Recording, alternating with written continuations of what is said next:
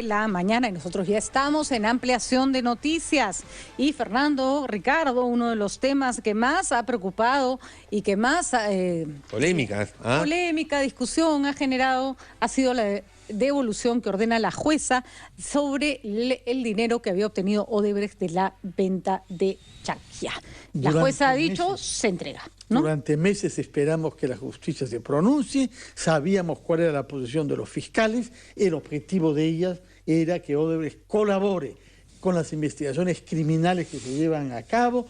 Y Odebrecht hizo saber la última vez que no tenía dinero para pagar los servicios básicos, de manera que estaban esperando que el Estado cumpla los compromisos adquiridos ante ella. Se opuso el procurador inicialmente, luego cambió, el presidente de la República también habló contra. Finalmente todos se han ido alineando y al final la justicia decidió que se debe pagar una parte de lo que fue la venta de la central hidroeléctrica. Ya se habían llevado, el principal ya se lo habían llevado. Ese remanente de 524 millones quedó como garantía, pero también la garantía se la están llevando. Hay tres aspectos en este tema que tenemos que ver. El aspecto estrictamente legal, que tiene que ver con el cumplimiento de un acuerdo.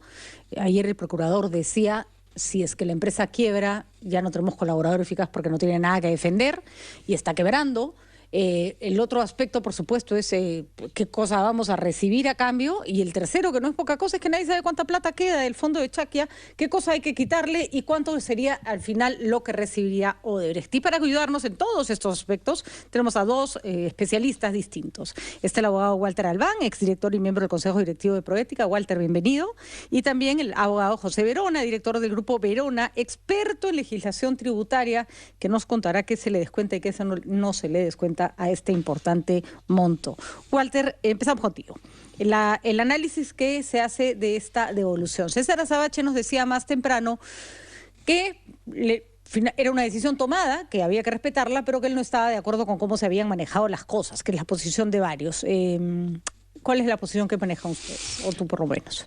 Bueno, gracias. Muy buenos días. Yo creo que en realidad podemos estar ahora más tranquilos, porque era muy importante que no se dieran pretextos para que se asuma que el acuerdo había sido roto, que no había sido cumplido por el Perú.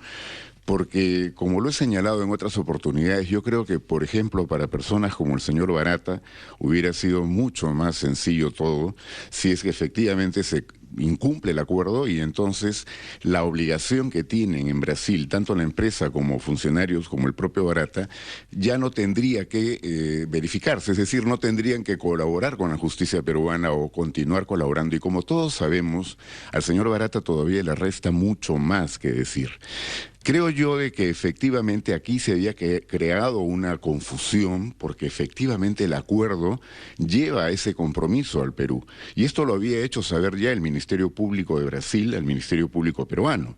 No podrían estar en condiciones de garantizar de que la empresa y los funcionarios brasileños cumplieran con sus compromisos con el Perú si es que el Perú no mantenía el cumplimiento de este acuerdo.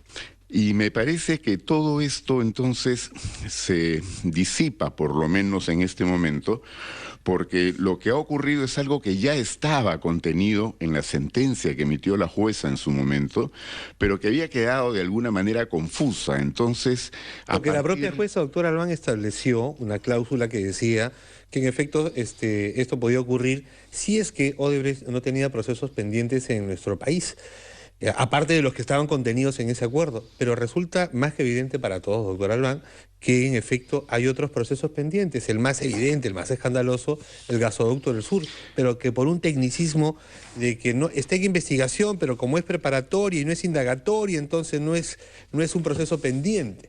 La jueza mismo había establecido... No, la jueza había establecido de que tendría que ser el Ministerio Público el que eleve un informe sobre los demás procesos pendientes, y eso tenía que ver con la calificación efectivamente de si son procesos preliminares o procesos ya en etapa preparatoria. Pero eso depende del Ministerio Público, por eso es que el fiscal Vela había sostenido reiteradamente de que ya no había nada más que obstaculice el pago, pero también esto, por supuesto, le corresponde a la persona o a los funcionarios autorizados en el Ministerio de Justicia. Entonces, para una mejor clarificación del asunto. Ha sido bueno que se pronuncie nuevamente la jueza porque, como sabemos, Odebrecht desde agosto, me parece, había pedido ya que se diga pues si esto se iba a pagar o no. Y creo que queda claro con lo que ya se ha señalado también.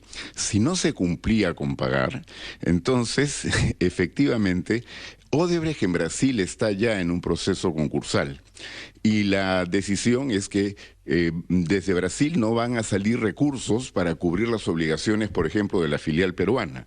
¿Y qué es lo que estaba pasando? ¿En qué se basaba el señor Barata para no completar la información que tenía que dar? De que ya en el Perú no podían pagar proveedores, no pueden pagar trabajadores. El abogado de Barata en Brasil, el señor...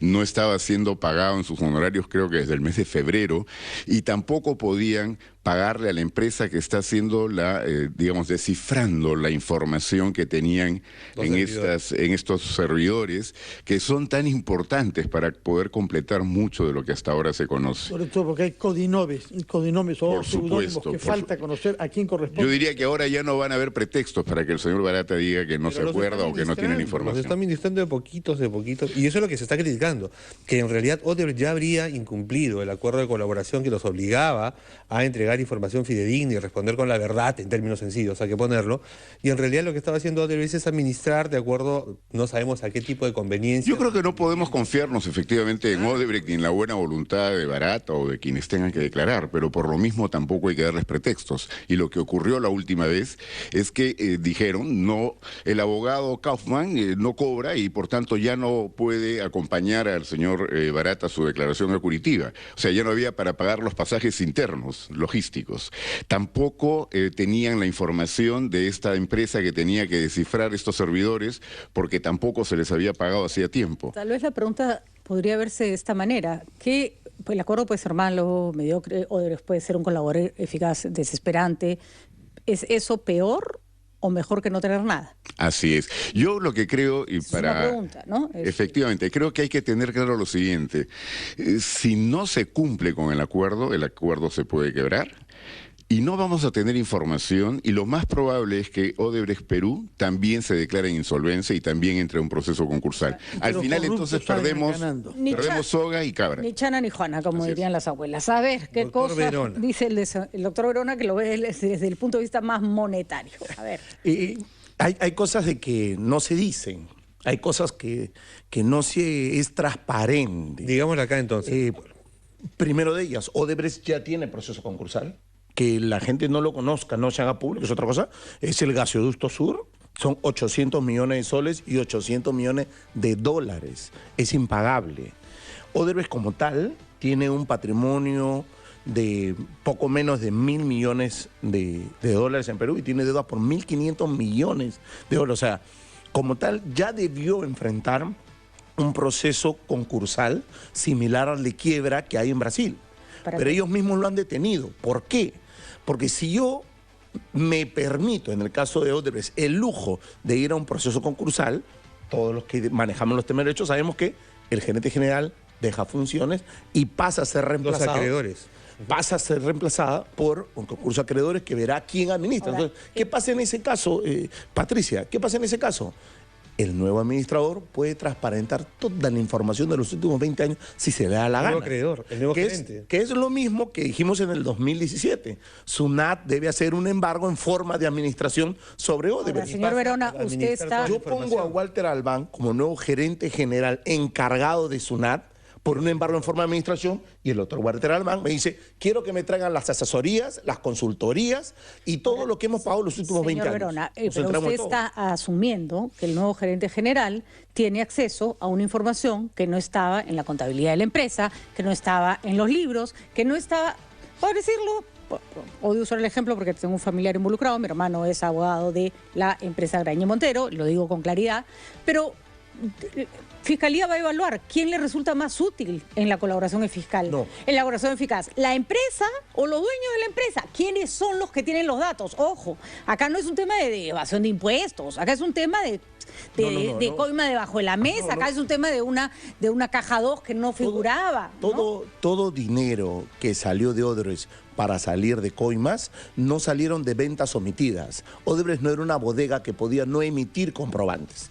Todo dinero de Coimas... Señor Verona, existe la caja 2, existe todo un sistema para ocultar el dinero que no está en los registros de la empresa. Pero vamos, justamente por eso se necesita la colaboración eficaz. Nuestra fiscalía no es tan boba tampoco. 8:16, vamos a una pausa y ya regresamos.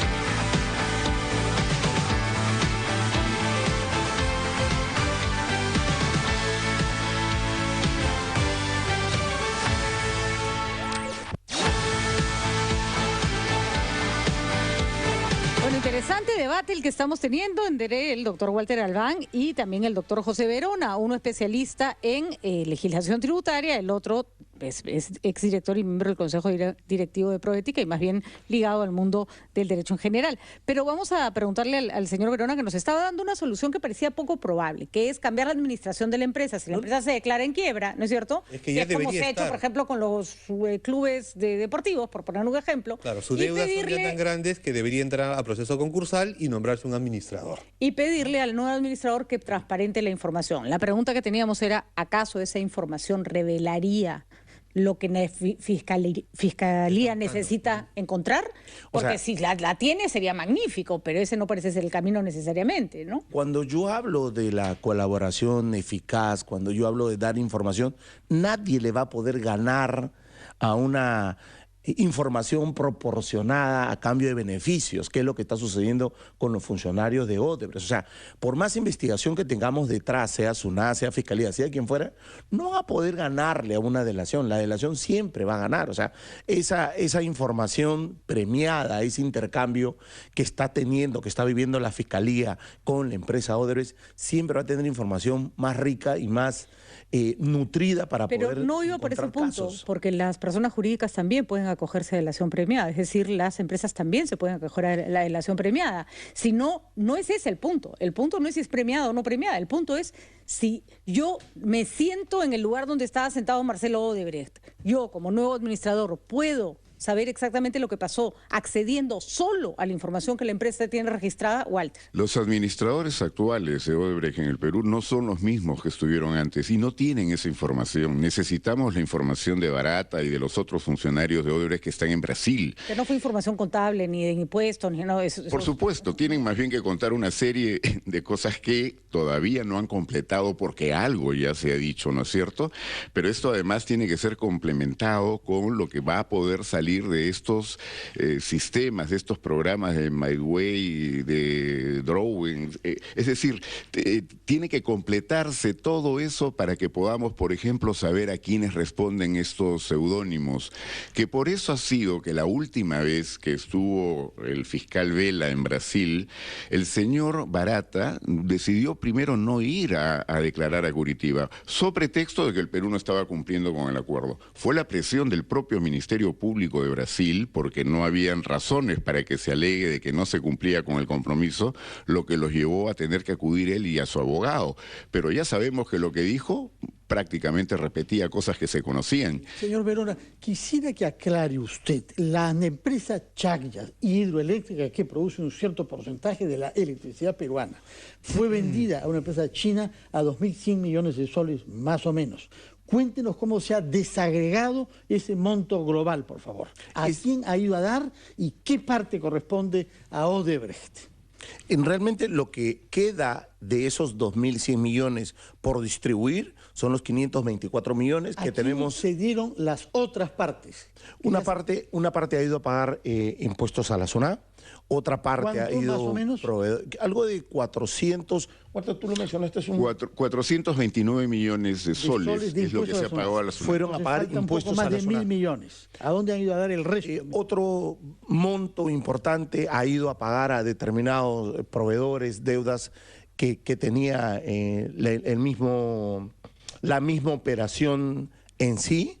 Y 1.000 millones fueron a pagar a, tú lo mencionaste hace un momento. 1.050 millones se han tenido que pagar a quienes eran inversionistas que tenían prendadas acciones de Odebrecht, porque de otra manera la operación de transferencia de cheque ya no funcionaba.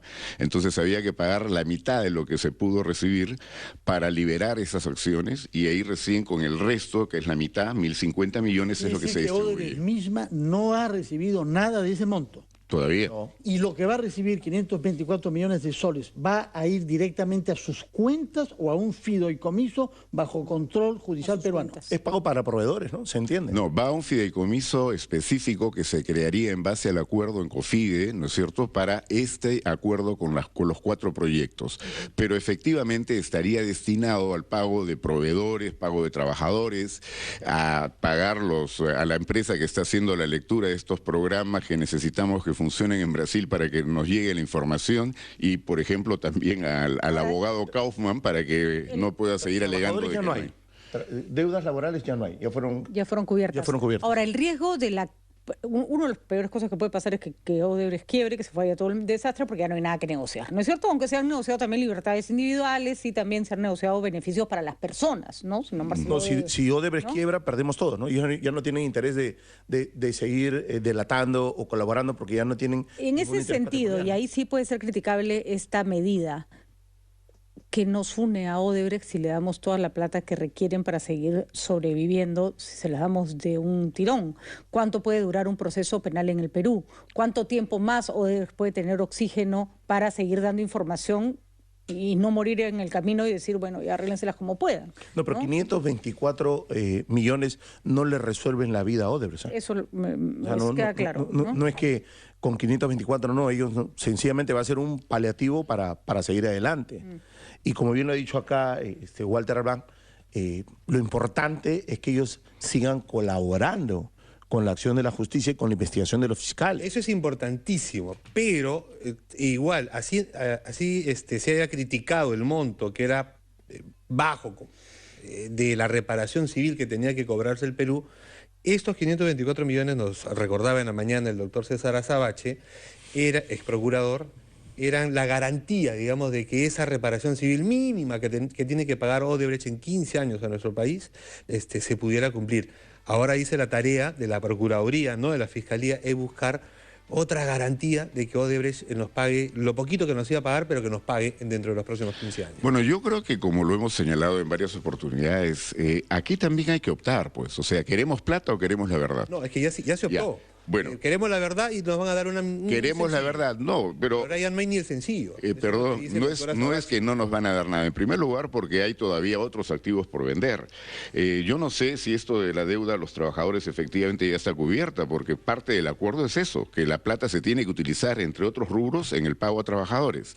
Pero además, también hay que contar con los plazos.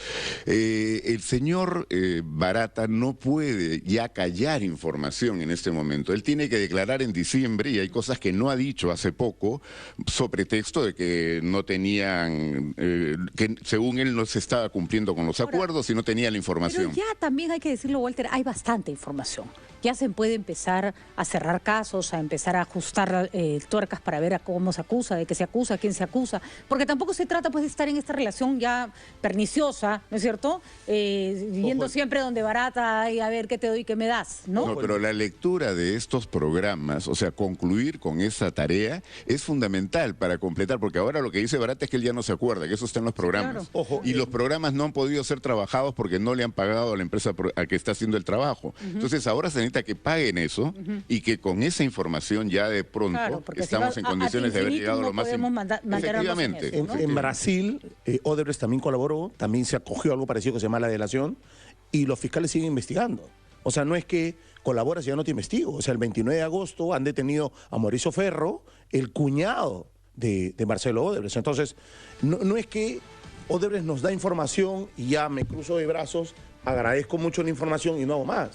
O sea, en Brasil acaban de detener el 29 de agosto. Se está planteando. Han detenido a su cuñado. O sea, sigo investigando en búsqueda. Lo que estamos planteando es que en los términos en que se ha planteado la colaboración eficaz, que solo son por 4 horas, ya se acabe pues, ¿no? Para seguir con el trabajo. Y efectivamente, Fiscalía no tiene ninguna razón para dejar de hacer su trabajo. Las otras obras. O sea, lo que pasa es que no tiene por qué quedarse pegado a Odebrecht como un chicle para siempre, sí, tampoco, claro. ¿No? Totalmente tampoco. de acuerdo. Bueno, vamos a ver entonces ahora qué ocurre.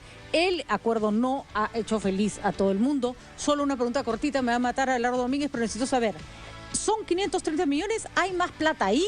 ¿Cuánta plata se tiene que descontar? Porque dicen, de ahí se tiene que sacar el pago de la reparación y se tiene que sacar el tema de los impuestos también que se le debe a SUNAT. Es decir, ¿qué? ¿Esa plata tiene que haber crecido de alguna manera? De los 524 millones... es el remanente luego de pagar los impuestos comprometidos en esta operación. De acuerdo. O sea, de esos 524, lo único que conozco son los 80 millones, pero para SUNAT ya no hay más de ahí. ¿Ya no? Ya no. O sea, no se puede distribuir. Hay una liquidación menor. No muy alta, pero todavía hay una deuda tributaria que cubrir. ¿Y este dinero podría haberse incrementado en este tiempo producto de los intereses o no, o un fideicomiso no gana intereses? No, un fideicomiso, obviamente cualquier costo del dinero en el tiempo es el interés. Es el interés. Sí, claro. ¿Y esos intereses también se los lleva Odebrecht? No es que sea gran cifra, pero va a entrar dentro de la masa distribuida. De acuerdo. Muy bien, muchísimas gracias. Interesantísima la discusión. Repetimos, no todos han quedado contentos y la única razón por la cual al final haber perdido todo este dinero y haber tenido que transar con delincuentes tiene sentido es si llegamos a la verdad. Porque si no llegamos a la verdad, todo esto habrá sido un desgaste absolutamente inútil. Gracias por estar con nosotros.